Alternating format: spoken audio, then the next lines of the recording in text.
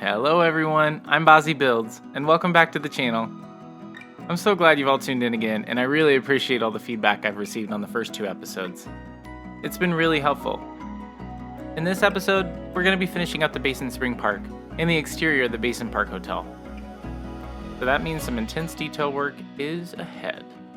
And we've also got some landscaping and other architectural work to finish. And I think it'll all be worth it. So let's get to building.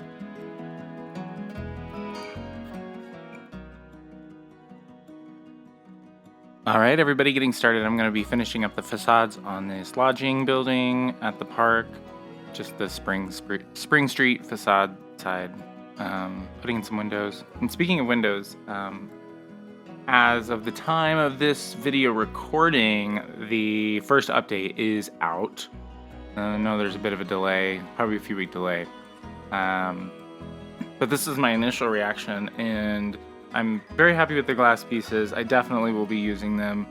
I think it's a little bit of a bummer that they can't be changed in color, and that they do that kind of weird thing where they intersect and they like combine opacity.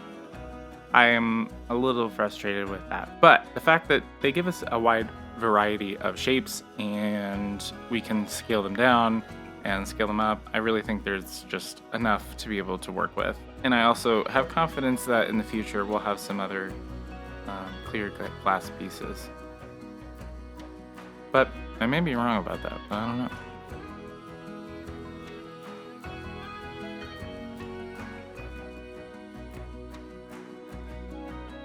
Anytime I say I'm confident about something appearing in the future, it's just a soft nudge to Frontier, who I'm sure is absolutely listening to this modestly sized channel.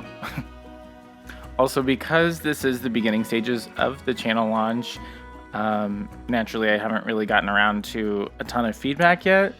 So sorry if it doesn't seem too responsive to all the comments you're saying, but in the very near future that will change.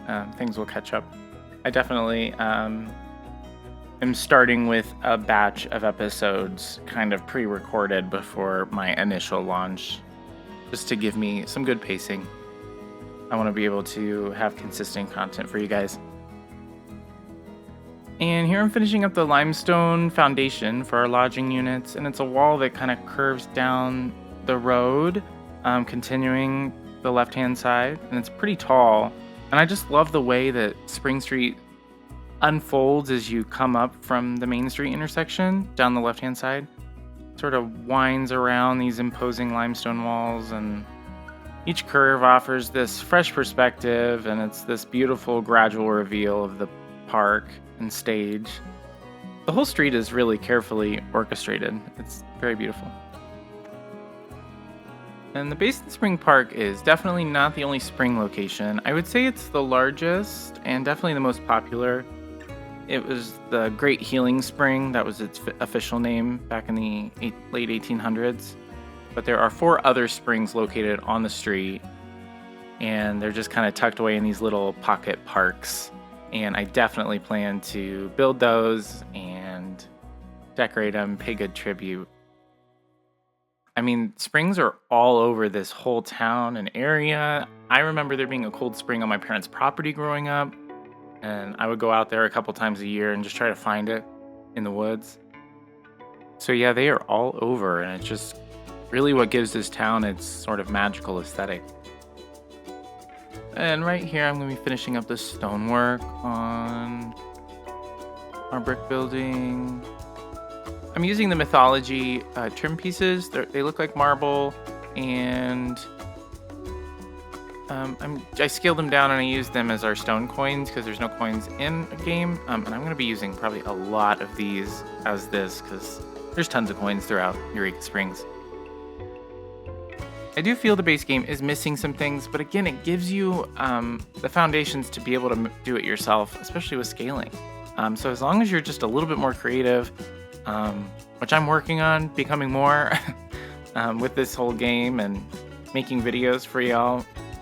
But I realize that the game gives it to you. You just have to kind of stretch your imagination a little bit on how to use some of these pieces.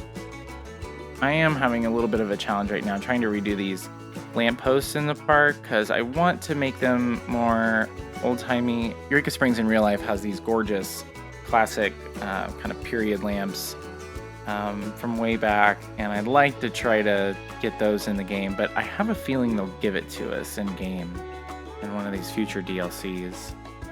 There's actually no traffic lights all throughout the downtown area in Eureka Springs. I think there is some sort of historical preservation ordinance or regulation that keeps them from being built, and it just adds this lovely aesthetic at night, just, without any green or red glaring lights coming at you, and it just helps really keep the mood. And I'm gonna put in a lodging sign so people know what this place is. Otherwise, you kind of can't tell because the building, it just has this classic look that you wouldn't assume it was lodging.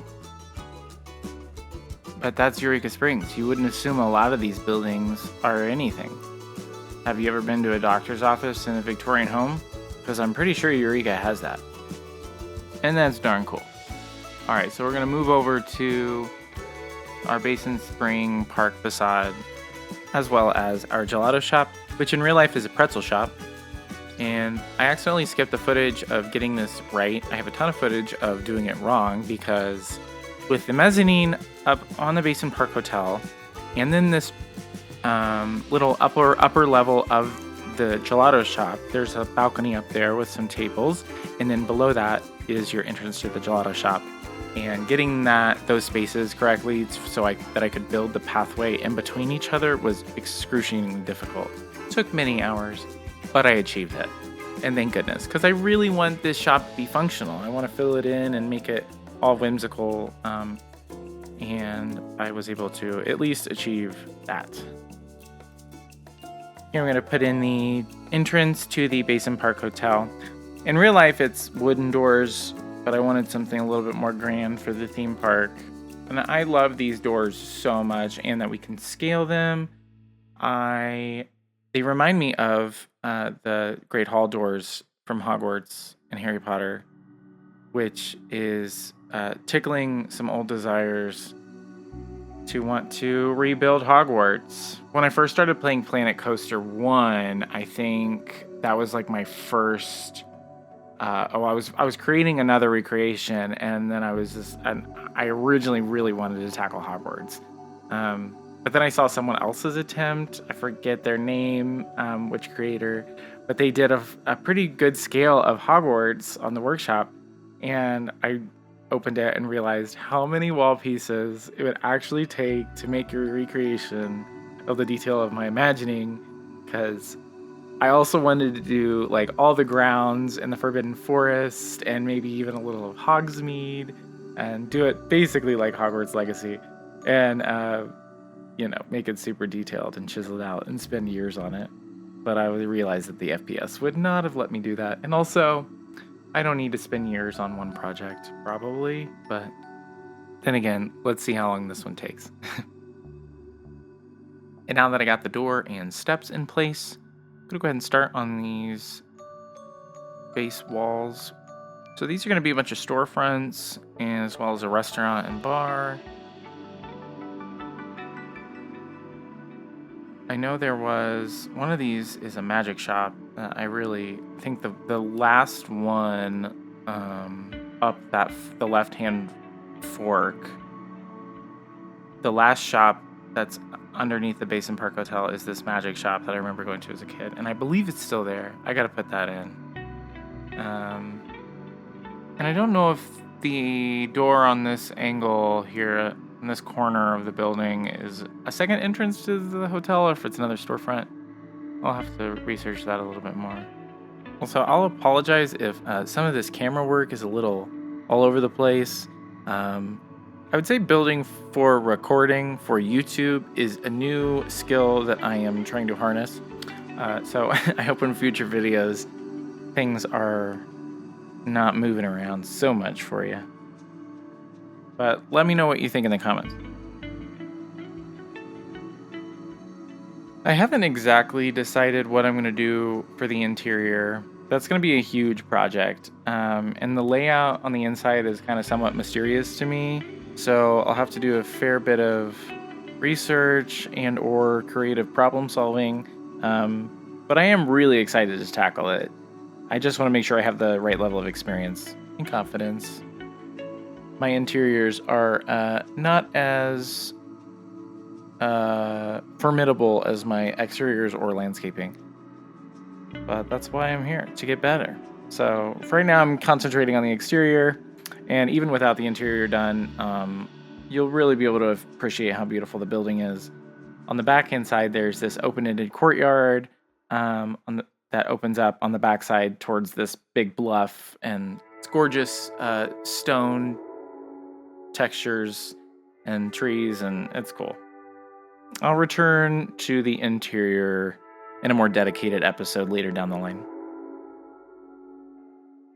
And then here, I'm going to start putting some wood paneling up top, and then we'll get started on our window facades.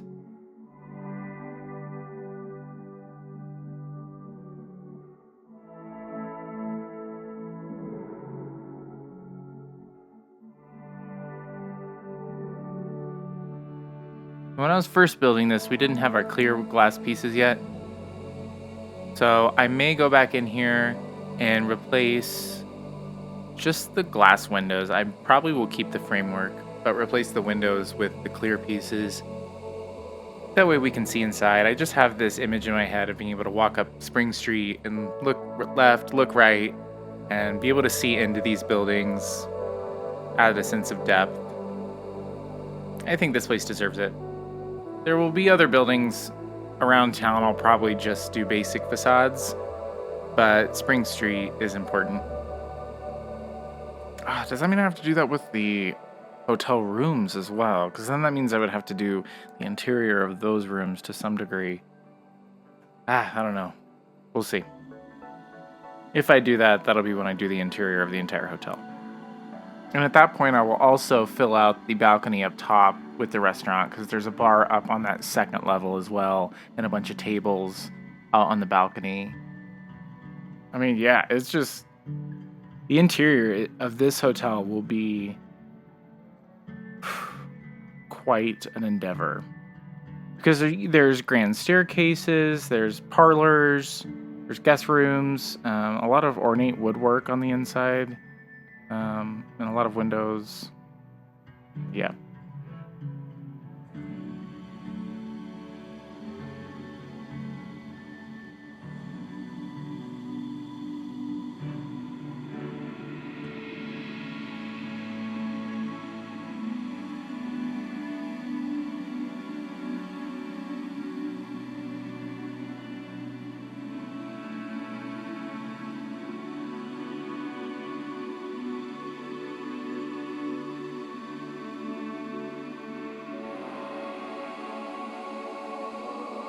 The hotel itself was constructed in 1905. Well, they finished in 1905. It was all done with local limestone, which is the common building material of the area.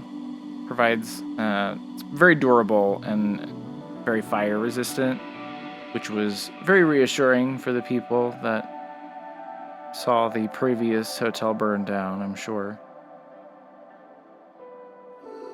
And then one of the most remarkable features of the whole hotel is that its construction, it's constructed into the hillside of Eureka, and so kind of allows for a multi-level structure where each floor can have direct street access in different areas of the building, which is pretty unusual for hotel designs. And the architecture of it really incorporates elements of Mission Revival and Baroque styles, which were very popular during this time in the United States. And you can kind of tell with all the arched windows and the detailing, cornices, and all the roof lines that are very decorative, which I will try to simulate.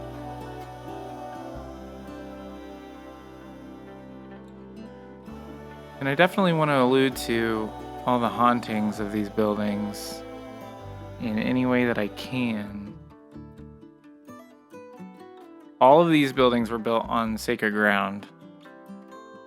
And technically, I'm rebuilding this on sacred ground in Planet Coaster too. So, I don't know, hopefully there's no spiritual transference.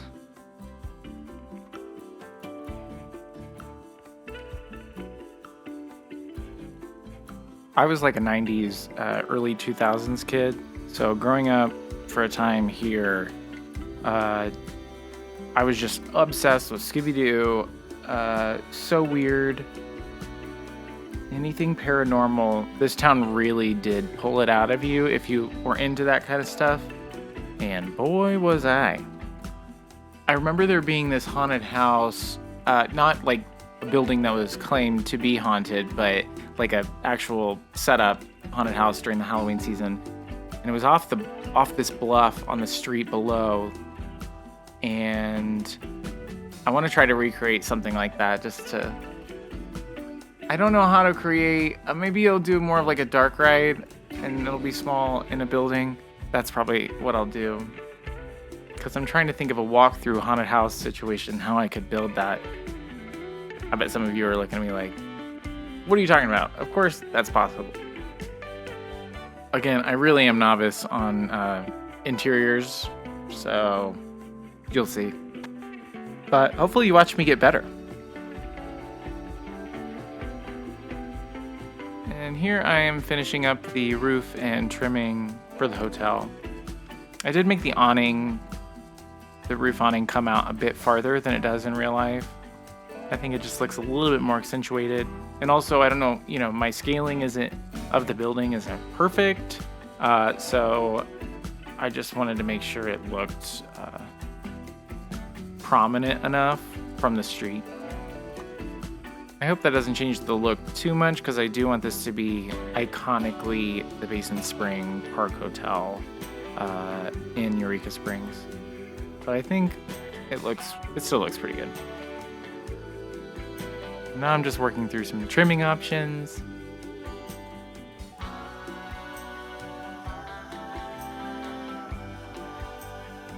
I spent several minutes on this part, but I ended up going with something pretty simple, just the resort trim, to make that edge more distinct.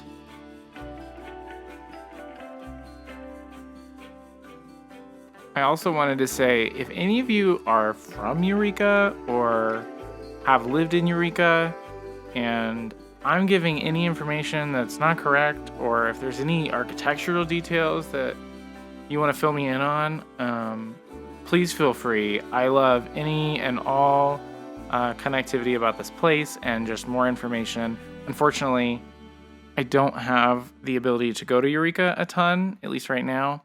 So some of these details, I wish I could go in person and do some live research.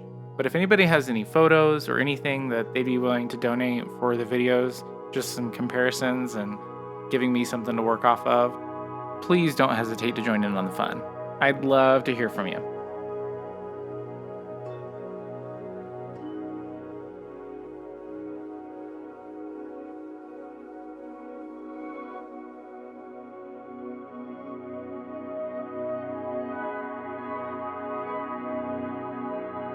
And there we have it. Basin Spring Park and the Basin Park Hotel exterior are finally complete. I may make updates in future episodes, but for right now, I'm really happy with how this turned out, and I really hope you've all enjoyed this journey. This was so much fun to build, and I'm really excited for you to see what's next, which will be our Basin Park coaster. Again, a massive thank you for all the feedback you've shared. It means a lot. I've been reading all your comments and trying to incorporate your suggestions. If you enjoyed this episode, please show your support by liking the video and subscribing to the channel for more. Hit that notification bell too, so you don't miss out on any upcoming videos. I can't wait to start on the next project, and I hope you'll stick around. Take care.